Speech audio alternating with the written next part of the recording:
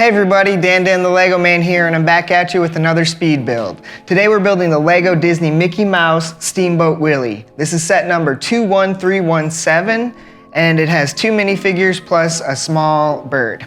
This 751-piece set is number 24 of the Lego Idea series and came out in 2019. This set really popped out to me because of its dramatic black and white colors. I thought it would look really cool and part of my set, and I don't really have too many boats, to be honest, so this is my first kind of boat build in a long time. On the top of the box, we can see in detail our Mickey Mouse figurine. This is from the original cartoon, how he dressed, and he has his little steamboat captain hat on.